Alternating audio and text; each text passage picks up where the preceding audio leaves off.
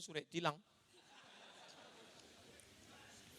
Apa hukumnya sholat sunat waktu Jumat ketika khotib di atas mimbar?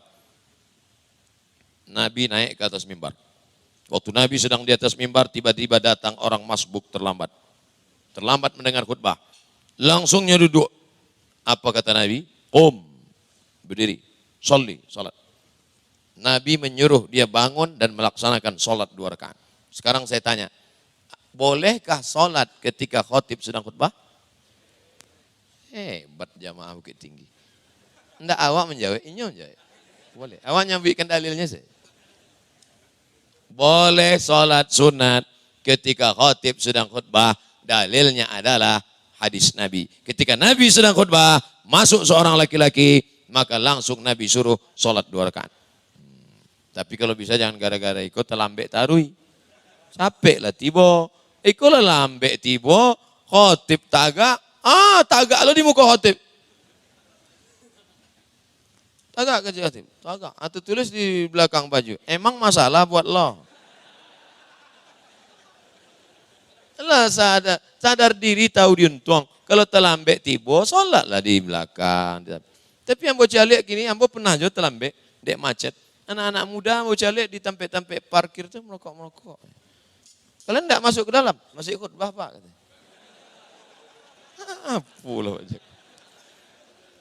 Sholat Jumat itu bukan 2 rakaat itu. Kalau 2 rakaat tahiyatul masjid pun 2 rakaat. Kalau 2 rakaat duha pun 2 rakaat. Sholat Jumat itu intinya adalah mandanga khutbah. Ketika sholat subuh berjamaah, kita telat 1 rakaat. Itu hobi masbuk nampaknya. Apakah saat rakaat yang kita tambah itu kita baca doa kunut lagi? Nan bakunut itu mazhab Syafi'i dan Maliki. Nan indak bakunut itu mazhab Hambali dan Hanafi. Mas Haji awak pakai kunut apa enggak? Enggak pakai kunut. Berarti kau mazhabnya Hambali. Saudi Arabia, Makkah, Madinah, Hambali, enggak pakai kunut. Ustaz Somad, ambo pakai kunut. Ambo berpegang pada mazhab Syafi'i. Tapi ambo enggak menyalahkan Hambali. Kalau sampai ambo salahkan orang enggak berkunut dan enggak berkunut itu berarti ambo menyalahkan Imam Hambali. Siapa menyalahkan Imam Hambali? Nah, ikonan bertanya kok pasti bermazhab Syafi'i. Dia bertanya tentang kunut. Masuk ke Mas Haji, rakaat kedua. Lapis salam, tentu tagak sekali lagi. Apakah saat rakaat itu dia berkunut lagi? Inya berkunut lagi. Sebab apa? Sebab waktunya masuk ikut imam itu, imam rakaat kedua, baginya rakaat pertama. Maka setelah imam salam, inya tagak. Sekarang inya membuat rakaat pertama kedua. Inya membuat rakaat kedua. Maka inya berkunut. Kalau gitu kunutnya 2 kali. Ya. Makanya ikut berkunut rakaat pertama, al-imamu junnah. Sebab inya mengikut imam. Al-imamu junnah, imam penanggung jawab. Sebab dia mengikut imam, maka iktidaknya mengikut imam. Maka rakaat kedua bagi imam, rakaat pertama baginya. Imam salam, inya tagak. Maka tagaknya itu adalah rakaat kedua baginya. Makanya baca kunut lagi. Apakah menyimpan uang di bank syariah untuk pendidikan anak termasuk riba? Tidak. Bank syariah, alihkan saldo rekening awak ke bank syariah. Siap? Jangan siap-siap saya. Ambo cek beko, wah. Ustaz Somad bank syariah, ambo gaji ambo di BRI syariah, transfer. BNI syariah, bank syariah mandiri.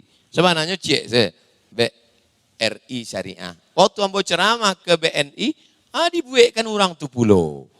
Dibuatkan rekening, tapi rekeningnya saya isinya indah. Berikut ini penyerahan kartu ATM BNI syariah kepada Ustadz Abdul Somad.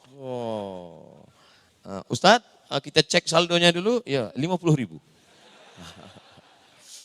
Datang pulau lah orang BSM, Bank Syariah Mandiri. Enggak bagus. Oleh sebab itu alihkan supaya awak dapat menghidupkan ekonomi syariah. Mudah-mudahan ekonomi syariah, bank syariah berkembang pesat. Amin. Bagaimana pendapat Ustadz tentang istri yang tak peduli lagi suaminya waktu sudah tua? Ini namanya habis manis sepah dibuang. Kalau bisa habis manis sepah ditelan. Itu makanya kalau awak bertamu ke bumi Minangkabau, bertamu tibo pasti awak dikasih sirih.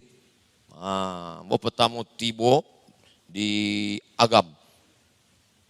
Bapak Bupati menyambut, dikasihlah makan sirih.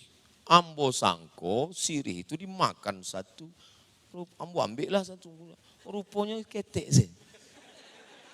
Barulah ambo tahu, simbolis sih rupanya. Kenapa orang sebelum menikah itu disuruh dulu makan sirih? Supaya merasakan pahitnya, kelatnya, pedarnya, pedasnya, gambirnya. Maka rasakan pahit manisnya. Anak-anak muda kalian sebelum menikah nanti, itu dikasih sirih. Saya masuk ke dalam suku kampung pedalaman. Bertamu ke rumah kepala suku. Di antara adat istiadatnya, makan sirih. Ayo ambil daun sirih, ambo ambil dulu daun sirih. Nyambil kapur, ambo ambil dulu kapur. Nyambil gambir, ambo ambil gambir. Nyambil pinang, ambo ambil pinang. Nyo lipe, ambo lipe pula. Ambo punya makan, ambo makan. Inyo senyum, ambo indah.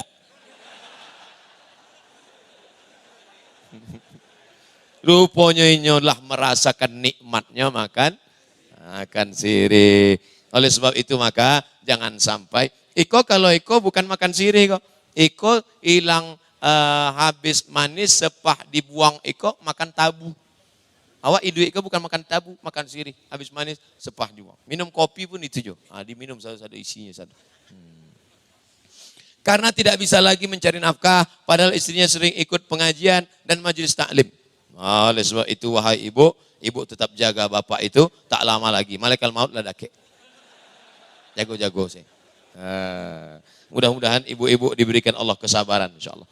Ibu pulang dari siko, salami si bapak. Sabiknya udah sejak hari ko ambo berubah hilang manis sepah ditelan insyaallah. Ustadz, Maulid Nabi bid'ah. Iko bertanya apa mai tahu ambo?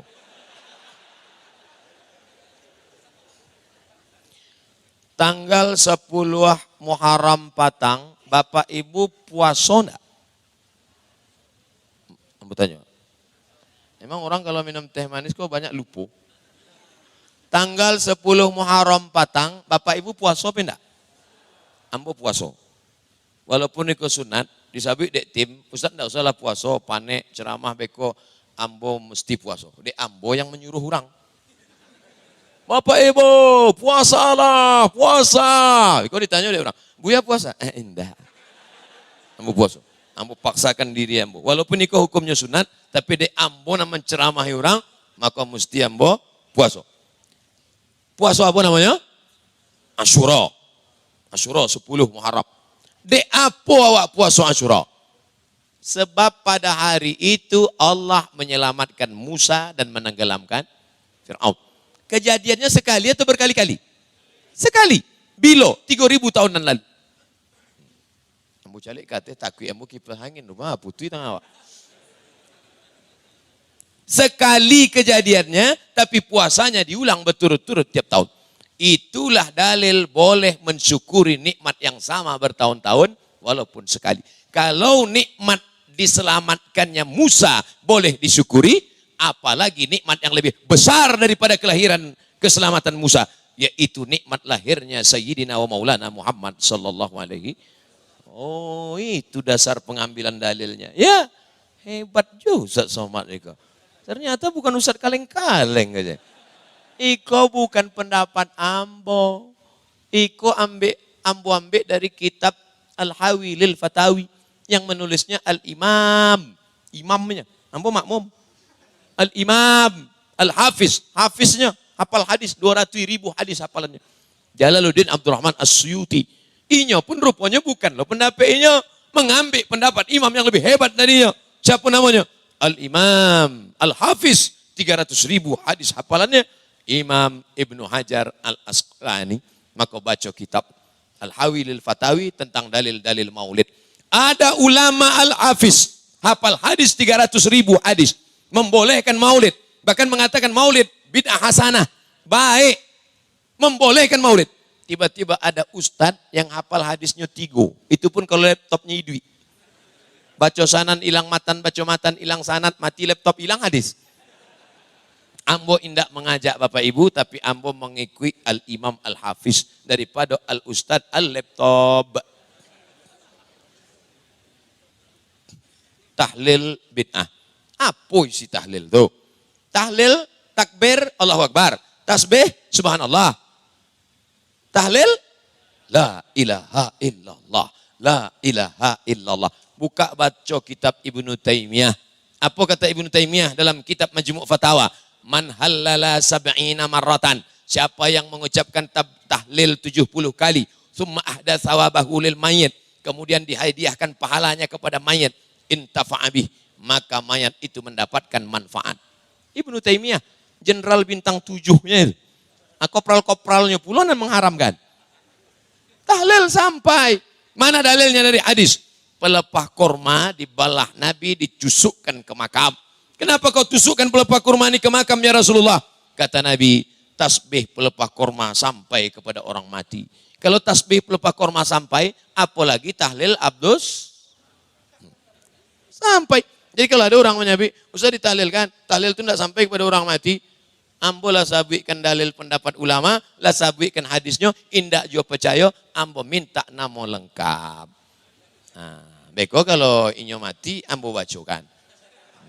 Ambo tahlilkan, ambo kirimkan. Kalau indak sampai, acap-capek agi kabar. 3. Doa basamo bid'ah.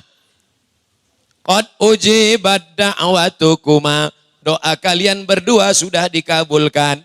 Doa kalian berdua sudah dikabulkan. Siapa nambah dua kok? Nambah doa Nabi Musa, nam mengaminkan Nabi Harun. Ya Allah, selamatkanlah kami menghadapi Fir'aun. Amin. Selamatkanlah kami menghadapi Fir'aun dan tentaranya. Amin. Kata Nabi Harun.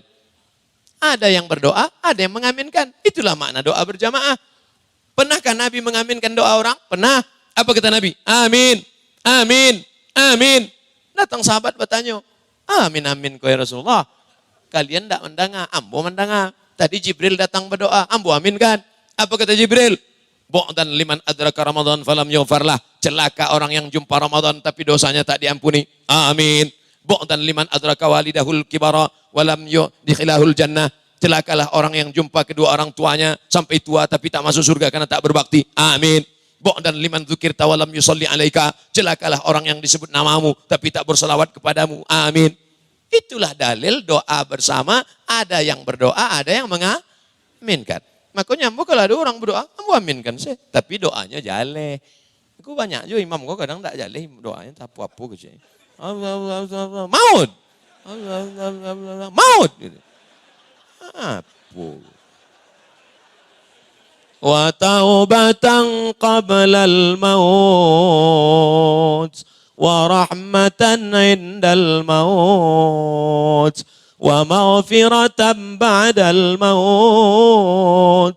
Allahumma hawwin alaina fi sakaratil maut. Menangi sama amak di belakang.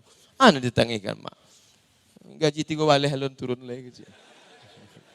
Ibu pun kalau berdoa nanti sama bapak tahajud malamnya, amin-aminkan saya. Ini banyak ibu-ibu kok ke suaminya berdoa amin. Amin, amin. Tanya dulu, apa kasih doa kau? Udah. Baik kok amin-aminkan menyasa. Rupanya doa apa tuh? Allahumma rzuqni zaujatan saniyatan jamilatan. Amin. Padahal artinya agilam bobi nikah dua nan rancak. Tanya elok-elok. Ziarah kubur bid'ah. Ziarah kubur bid'ah. Kuntu nahaitukum an ziaratil kubur. Dulu ambo melarang kamu indak boleh ziarah kubur. Jangan ziarah kubur, Arab. Jangan ziarah kubur. Ala fazuruha. Tapi kini ziarahlah kubur. Maka dulu Nabi melarang orang ziarah kubur. Sebab 3. Nampak tamu menyombong-nyombongkan diri di kubur. Hai orang nan kayo, hai orang nan hebat, hai orang nan hai. Itu yang disindir Allah dalam surat Alhaakumut takatsur hatta zurtumul. Hai orang yang menyombong-nyombongkan diri sampai ke ziarah kubur. Tapi setelah Islam kuat, maka disuruh ziarah kubur. Karena ziarah kubur maknanya 3. Nampak tamu, turikul qulub, melunakkan hati. Yang kedua, tudmi'ul ain, menetes air mata. Yang ketiga, tazkiratan lil maut, banyak-banyak mengingat mati. Khususnya ibu-ibu yang suka shopping, Nah, itu elok ziarah kubur. Kalau bisa sehari 3 kali. Kau baju sampai 3 lemari. Sepatu kulit sampai 360 pasang. Sedekahkan. Ibu-ibu yang punya banyak baju yang tak terpakai, ambilkan. Ustaz Somad kan banyak dapat kain, ditelepon orang lah hamba. Assalamualaikum Ustaz Somad. Waalaikumsalam. Saya tengok Ustaz banyak dapat kain dari TV One. Rupanya diintainya ceramah hamba. Hamba sabik kayaknya. Waang datang ke rumah hamba, buka lemari hamba, kain hamba tinggal 5. Cik untuk lalu, cik untuk sembahyang, cik untuk hamba bawa pai, 2 hamba tinggalkan. Lalu yang banyak itu mana? Lah hamba serahkan ke fakir miskin saudara. Jadi jangan simpan banyak-banyak. Mati awak tinggal. Ibu yang punya banyak baju, yang punya banyak kain, pulang dari sini, masukkan ke koper, antarkan ke Bukit Tinggi Madani berbagi. Biar diserahkan ke fakir miskin. Lebih banyak orang dapat menikmatinya. Betul? Yang bilang betul lagi. Macam mana caranya untuk mendekatkan diri kepada Allah? Ya ayyuhalladzina amanu sta'inu bis sabri was salah. Cara mendekatkan diri kepada Allah pertama dengan sabar. Apa itu sabar? Menahan lidah jangan sampai caci maki, menahan hati jangan sampai sumpah serapah. Kalau datang dalam hati, manga Allah kondak adil, inyo ndak sembayang nyo kayu rayu, awak sembayang makam pun susah. Maka langsung astagfirullah. Makanya kadang ndak ada angin, ndak ada hujan, kadang bapak-bapak kan astagfirullah. Dek apa udah astagfirullah? Ingat mantan. Astagfirullah. Astaghfirullah Rabbal baraya, astaghfirullah minal khataya. Itu yang pertama. Banyak-banyak istighfar, tahan marah, tahan berang, tahan. Ambo insya Allah tahan marah bisa. Nan susah kok tahan lapar.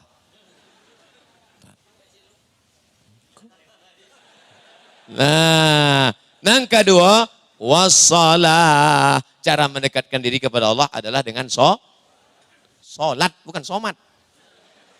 Solat. Because solat duha. Allahu Akbar. Serahkan pada Allah. Inna salati wa nusuki wa mahyaya wa mamati lillah.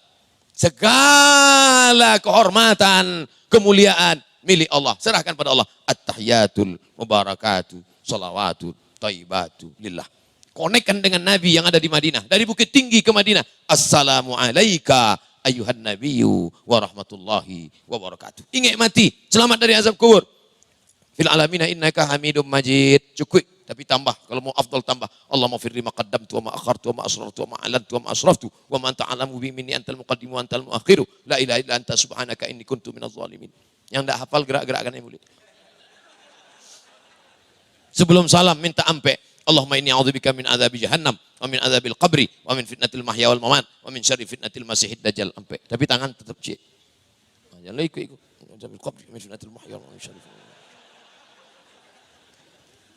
Apapun nanti jadi di dunia kau, maka dekatkan diri kepada Allah. Kau banyak orang mengadu ndak kepada Allah. Ngadu ke siapa? Facebook. Kopi pahit ngadu ke Facebook.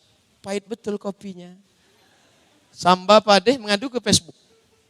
Apa ini mengadu kepada Facebook? Mengadu kepada Allah SWT. Ngangan ngadu ke kawan. Hari ini kayak kawan, besok menjadi lawan. Dibukakan semua cerita kita. Betul? Wah. Apa yang harus saya lakukan kalau di setiap apa yang diniatkan selalu gagal? Kalau ditolong saudara dan orang lain selalu dapat masalah. Apa saran Pak Ustadz? Jangan berhenti menolong orang. Karena menolong orang macam menolong anjing terjepit. Dah nyelapeh awaknya digigit. Oleh sebab itu jangan taubat berhenti menolong orang. Saya taubat minum khamar, bagus. Saya taubat pakai sabu-sabu, bagus. Tapi kalau ada orang berkata, saya taubat nolong orang, jangan. Jangan pernah berhenti. Wallahu fi aunil abdi maka al-abdu fi auni akhi. Allah akan tetap menolong seorang hamba selama hamba itu mau menolong saudaranya. Terus saja. Mungkin indah inyo menolong awak, orang lain akan menolong awak karena doa orang yang kita tolong. Nah, ini mesti kita tolong orang. Adapun ada kegagalan-kegagalan, maka selalu husnuzon pada Allah. Asa antakrahu syai'an. Boleh jadi kau benci sesuatu. Wa yaj'alallahu fihi khairan katsira. Di balik itu ada hikmah-hikmah yang kita tidak tahu. Apa hikmah di balik itu? Serahkan pada Allah. Bersabar, berdoa, berzikir. Minta yang terbaik. Serahkan pada Allah. Bismillahi tawakkaltu ala Allah. La haula wa la quwata illa billah. Tolong Ustaz doakan agar saya segera dapat jodoh. Oh, masalah bini rupanya. Di akhir majelis awak akan sama-sama berdoa, mudah-mudahan yang alun dapat jodoh, dipertemukan Allah dengan jodoh. Insya Allah keluar dari pintu masjid itu basuh jodoh. Pas sama-sama mencari sendal. Cari sendal, apa itu lantuk kepala. Kita,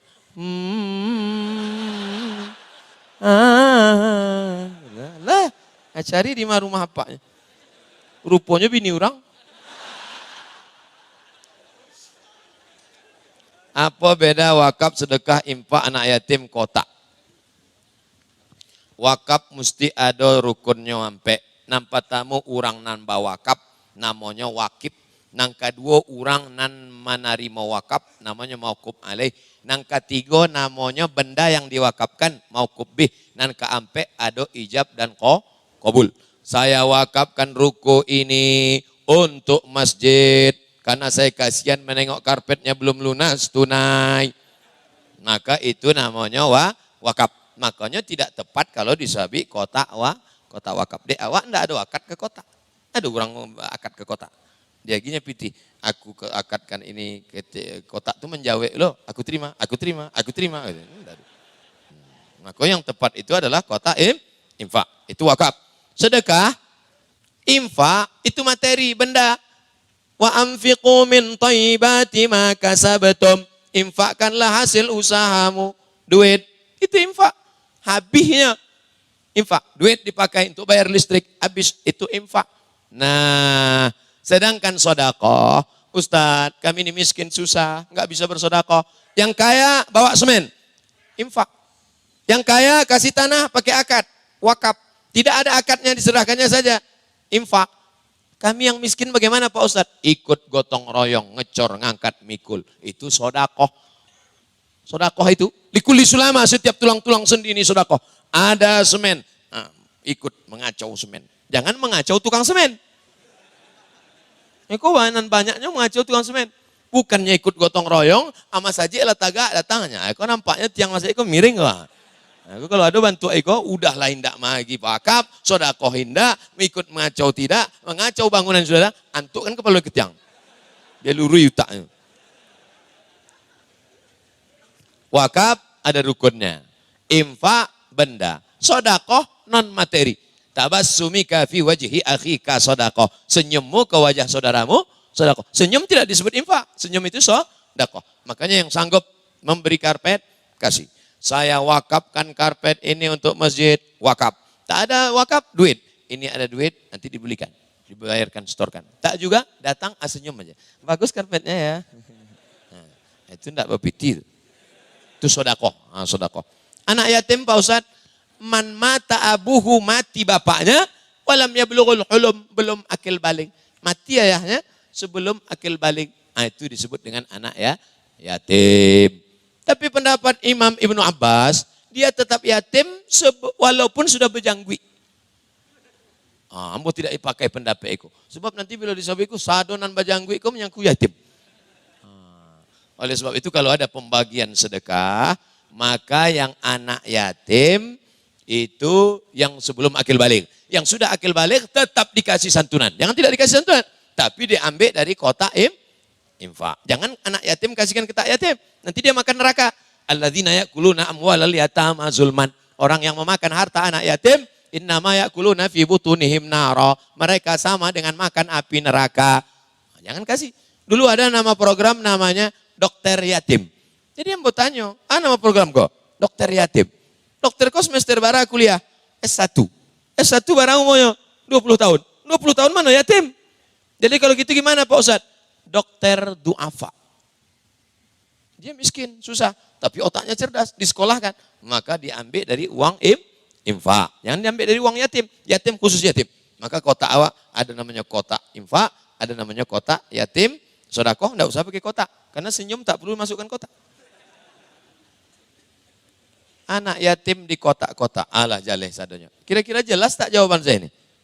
Alhamdulillah. Yang tak jelas berarti terlalu lapar, susah menangkap pengajian. Mari kita sama-sama berdoa kepada Allah. Astaghfirullahalazim. Astaghfirullahalazim. Astaghfirullahalazim alladzi la ilaha illa huwal hayyul qayyum. wa atubu ilaih. Ya muqallibal qulub, wahai engkau yang membulak-balikkan hati, sabbit qulubana, kokohkan hati kami ala dinik dalam agamamu ya Allah. La taj'al fi qulubina ghillan, jangan jadikan dalam hati kami ini ada rasa benci, ada rasa hasad, ada rasa dendam lilladzina amanu, kepada saudara-saudara kami yang beriman. Allahumma tahhir qulubana minan nifaq, bersihkan hati kami dari sifat munafik, wal hasad, dengki, wal kibriya, merasa sombong, merasa lebih daripada orang lain. Allahumma ja'alna minal mutahabbin, jadikan kami orang-orang yang bersaudara karena engkau ya Allah. Azillana tahta zilli arsyika yauma la zilla illa zilluk, beri kami naungan di bawah arasmu pada saat tak ada naungan di padang mahsyar kecuali engkau ya Allah. Allah mawafiq ulata umurina, Bapak Wakil Gubernur, Bapak Wali Kota, Bapak Forkompinda, Bapak-bapak anggota dewan, condongkan hati mereka untuk menolong agamamu dengan kekuasaan yang ada di tangan mereka ya Allah. Allahumma balligh maqasidana, sampaikan segala niat baik kami, waghfir lana ma madha, ampunkan segala dosa-dosa kami. Allahumma ja'alna min muhibbi nabika Muhammad sallallahu alaihi wasallam, jadikan kami menjadi para pencinta umat Nabi Muhammad sallallahu alaihi wasallam. Allahumma rabbana hab lana minas salihin, jadikan anak kami anak-anak yang saleh dan salihah. Rabbana hab lana min azwajina wa dzurriyyatina qurrata a'yun, jadikan keluarga kami, anak cucu kami, orang-orang yang sejuk dipandang mata dan menenangkan hati kami ya Allah. Rabbana atina fid dunya hasanah wa fil akhirati hasanah wa qina adzabannar. Wa sallallahu ala sayyidina wa syafi'ina wa maulana Muhammad wa ala alihi wa sahbihi wasallam. Walhamdulillahi rabbil alamin. Taqabbalallahu minkum minna wa minkum taqabbal ya karim. Pulang dengan tenang, jangan tinggalkan sampah-sampah, jaga kebersihan masjid kita. Terima kasih segala perhatian. Mohon maaf segala kesilapan dan kekhilafan. Wassalamualaikum warahmatullahi wabarakatuh.